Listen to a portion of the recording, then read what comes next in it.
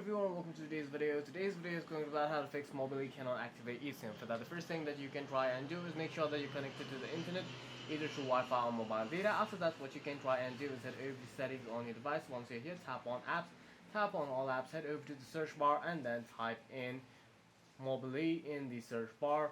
Once you find the Mobily app, head over to storage and cache, clear the cache off your Mobily app. If the issue still persists, simply head over to your quick settings, tap on your power icon and restart your device. One more thing that you can try and do is head over to settings on your device. In the search bar, what you can search for is reset. Once you find reset, what you can do is tap on reset options and then tap on reset options again. From here, you can hit reset mobile network settings and then try again. If the issue still persists, what you can try and do is head over to your app drawer, search for the Mobily app. Once you find the Mobily app, long press on it, uninstall it on your device and reinstall the latest version from the Play Store. For any further questions, please feel free to leave a comment down below.